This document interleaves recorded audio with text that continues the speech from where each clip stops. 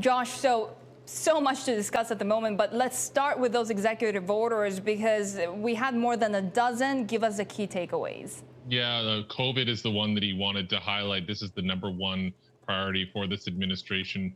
Just a week or two ago, they were talking about dual priorities or, three-headed priorities. And now it's just COVID, which gives you a sense of how bad things are getting here with the pandemic in the U.S. So he's requiring wearing masks on federal property, on federal lands, on cross-border travel. This is sort of his turf. He's essentially begging Americans to wear one for at least 100 days everywhere else. So that is a big one.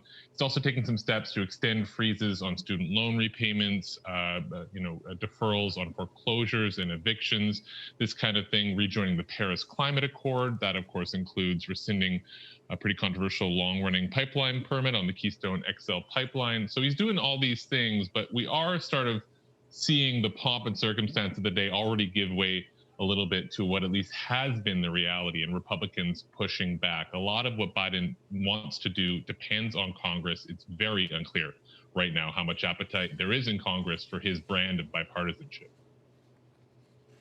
Josh, in so many ways, this was a very different inauguration compared to others, of course. Yeah, absolutely. I mean, first of all, Trump wasn't there. That hadn't happened in a century. Biden and his people didn't all seem all that upset. They like to knock him out over the head for not being there, but they seem a little relieved that he wasn't there. So that happened. Of course, they didn't have big crowds. This is both because of the pandemic and because of the security threat. The inauguration took place at the same building that was swarmed by President Trump's supporters 2 weeks ago, and that of course, killed 5 folks and upset a lot of people in the aftermath. So, those were different. He did a shorter walk than normal. Again, pandemic, security risk. And then he got right down to work, I guess, in doing these executive orders. He has a primetime event coming up tonight, and we'll see where it goes. Donald Trump, on the other hand, began the day in Washington, flew to Florida, and of course, he's banned on Twitter. So I have not gone this long without hearing from Donald Trump one way or another in quite some time. So, we'll see. He did warn before leaving that he said something to the effect of, "We will see you again soon." So he's hinting at some sort of political afterlife, if not a candidacy, then some sort of influential role that he eyes himself taking at least. Well, we'll see what happens with that impeachment trial, right?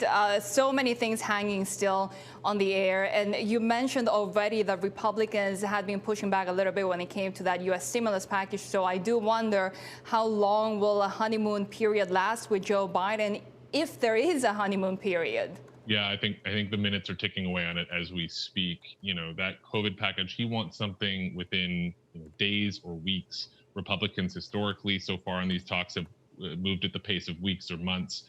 There's a lot of what Republicans would see as poison pills. Biden's $1.9 trillion package is an opening offer by their own admission, not really, a ram it through kind of situation. So we'll see. A lot hangs in the balance, in particular funding for testing, funding for vaccines. We had another story today. Biden's advisors are growing increasingly worried. This pandemic is worse than they thought, and worse yet than they thought even before that. The cases have more than doubled. The deaths have more than doubled daily since he won this election. He wanted to do a bunch of stuff in his first 100 days, but it looks like COVID is going to be the only thing on his agenda a lot of the time.